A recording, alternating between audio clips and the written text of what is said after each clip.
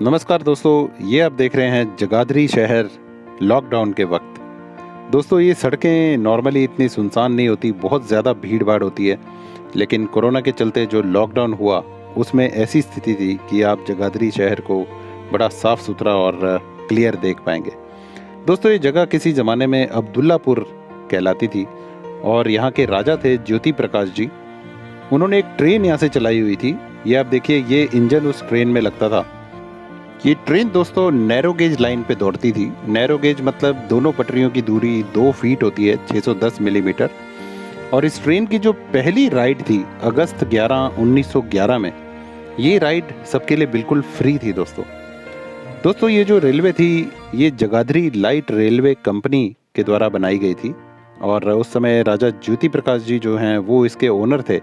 Joint stock company थी ये, राजा of Jagadhri और ब्रिटिश गवर्नमेंट की। और इस लाइन को बनाने में दोस्तों 20 महीने लगे थे और 1,20,000 रुपये लगे थे लाइन बनाने में। और इस रेलवे लाइन का मेंटेनेंस हर साल 20 से 25,000 रुपये लगता था। जो भी इस रेल का प्रॉफिट होता था दोस्तों, वो जगाधरी लाइट रेलवे कंपनी को जाता था। दोस्तों, ये रेलवे लाइन 1950 में बंद हो गई थी और तब से यादगार के रूप में जहाँ ये पटरी होती थी उस जगह को छोटी लाइन भी कहा जाता है। दोस्तों, यहाँ पे जो भी व्यापारी वर्ग होता था, जो भी बड़े बड़े अफसर होते थे, उन सब की सुविधा के लिए यहाँ के राजा और ब्रिटिश गवर्नमेंट ने ये ट्रेन चलाई हुई थी।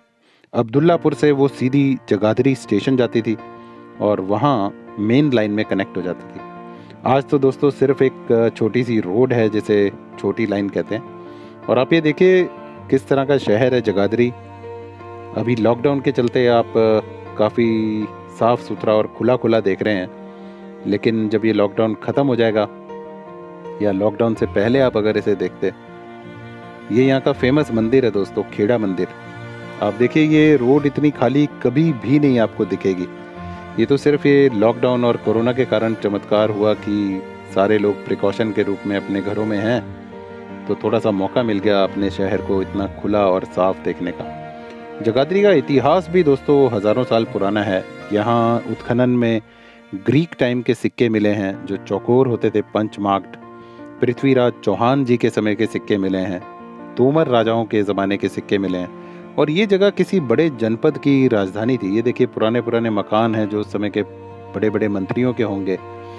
और यहाँ दोस्तों वैदिक पीरियड में, वैदिक ज़माने में भी पीतल का और मेटल का काम होता था।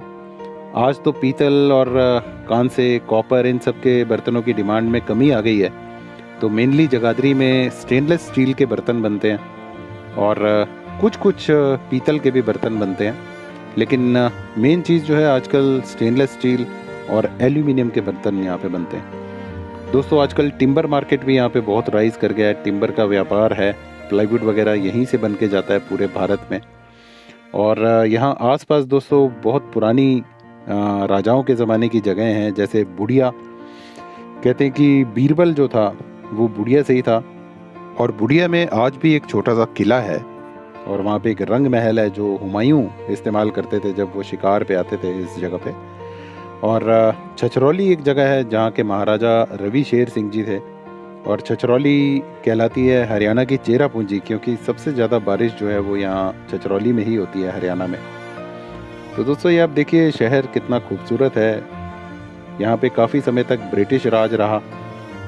और एक और यहाँ पुरानी जगह है दोस्तों, एक क्या कई जगह हैं, जैसे जो अशोका पिल्लर आप लोग जानते हैं। वो पिल्लर दोस्तों यहाँ टोपरा कला नाम के गांव में था, जिसे फिरोज शाह तुगलक उखाड़ के दिल्ली ले गया था। और दिल्ली में आज भी फिरोज शाह कोटला किले में वो पिल्लर लगा हुआ है। यहाँ पे दोस्तों चनेटी नाम की एक जगह है जहाँ फुल साइज स्तूप मिला है, बौद्ध स्तूप, जो कि सांची और सारनाथ के स्तूप के जैसा ही है, उसी साइज का है। फिर यहाँ पे दोस्तों सुग नाम का एक गांव है जहाँ पे बुद्ध के ज़माने के अवशेष मिले।